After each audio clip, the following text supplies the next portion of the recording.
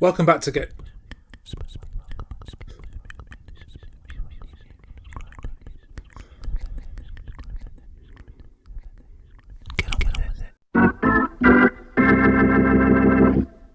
Welcome back to Game Over Movie Reviews. If you're new here, please don't just consider subscribing. Do it!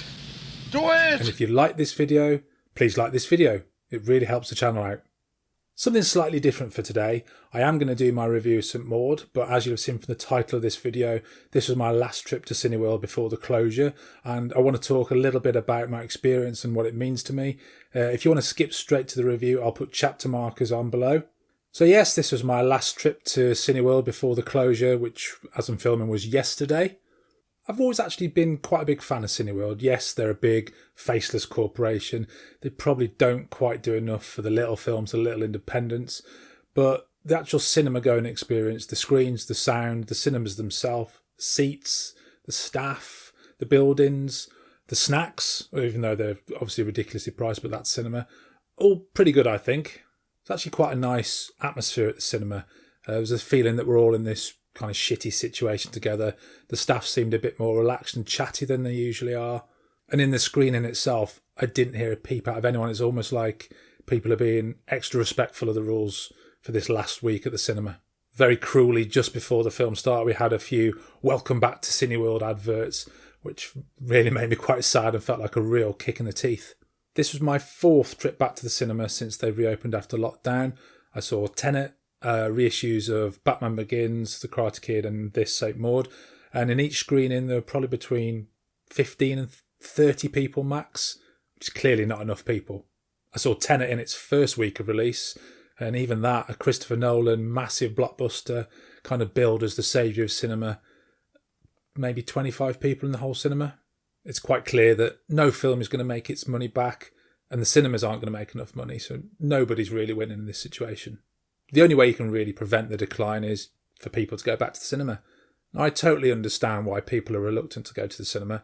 Personally, I find food shopping more daunting and a potentially dangerous task. Though I will say I've actually had COVID back in March. I had it quite light, I was lucky, but perhaps that's taken the edge off the fear factor for myself. But having said that, cinemas do feel a lot safer than a lot of other public places. If you're willing to go out, cinema is probably one of the safest places. There are fewer choke points in a cinema, places where you're likely to bump into people, probably fewer areas which have been communally touched. It's easier to organise people sitting away from each other. I'm not really trying to persuade anyone to go back to the cinema. It's totally up to you if you don't feel comfortable. But I'm saying if you're comfortable enough to go food shopping, for example, you shouldn't really fear going to the cinema. I really hope the government does something to help all the staff that have been made redundant because of this. It's apparently 5,500 jobs, which is a lot of people out of work at a time when it's going to be exceptionally hard to get a new job. I see a lot of people saying that the government should jump in to save cinema, or we should all band together to save cinema. But the bottom line is, if not enough people are going, it's not going to work. No one's going to make any money. I'm extremely lucky in the fact that I have a Cineworld and an Odeon both within walking distance. So my Odeon is staying open all week at the moment. I know some of them are shutting during the week and opening only at weekends. But I'm very lucky to have that opportunity. And I hope that this particular Odeon does well because of Cineworld's closure. I'd be interested to hear what your thoughts are. Leave a comment. Have you been back to the cinema?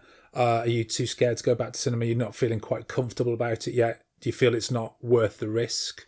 Do you think cinema needs to change in the future? Is this a time for us to sort of look at how cinema works and change certain aspects about it?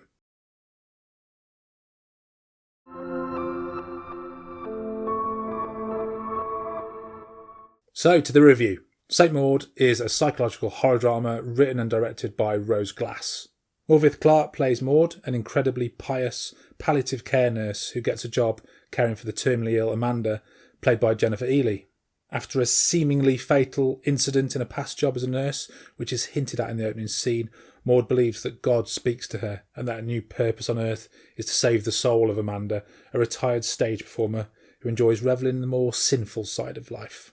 The first thing I want to say about this film is I believe it's not quite being marketed correctly. It's being pushed as a scary psychological horror, and whilst it is a psychological, just about a horror, it's not scary at all, and I don't think it's really trying to be. There is one really good, effective jump scare right at the end, which totally got me, I must admit, but it's not a jump scare kind of film. It's not a ghosty possession, spooky things under the bed kind of film. It's not trying to be that. The horror here is more implied. It's more the horror of the characters themselves. Maud and Amanda are both pretty despicably awful people, really. St. Maud feels more like a drama to me, delving into the horrible mind of the central character of Maud, about how religion is affecting her, her loneliness, her mental illness, her just general state of mind, and how she doesn't seem to fit in the world.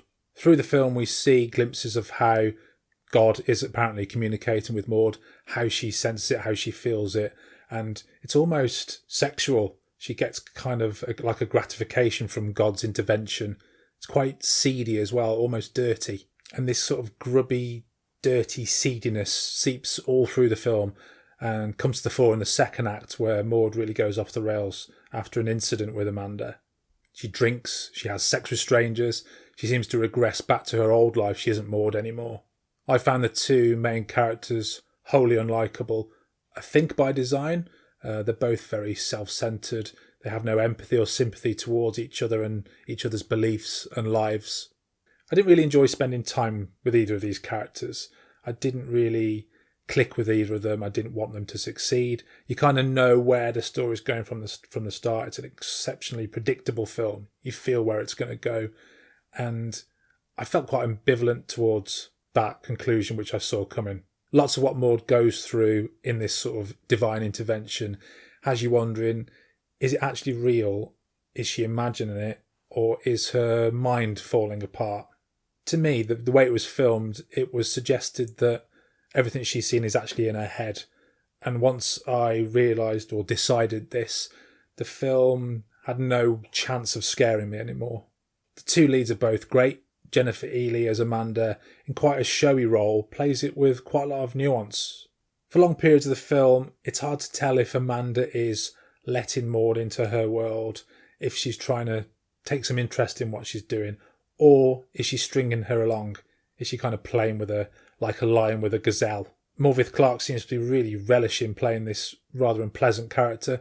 She flits from the sort of pious, straight Maud back to her old self, back to Maud, almost like a flick of the switch, and they're very different characters she's playing. Rose Glass's direction is murky and dark and claustrophobic, lots of close-ups, nearly entirely all close-ups. But I felt some of the writing, especially in what I felt was quite a weak second act, was a bit clunky, a little bit unpolished. And as I said before, the film is extremely predictable. Almost from the opening minutes, I knew where it was going to go. And it almost doesn't try not to be predictable. Though I will say that final act, although a little bit rushed, a little bit short, is actually quite satisfying. It's very well done. So I think I appreciated this film for what it was trying to do, but it just didn't quite click with me. It didn't quite gel together. Both leads are really good, really strong. I liked a lot of the direction and some of the writing, some of the story. But for good stretches of the film, especially that middle second act, I got a little bit bored, to be honest. Unfortunately for me, this was a disappointing final visit to Cineworld. My score for St. Maud, 5.5 out of 10. Thanks for watching. Game over, man.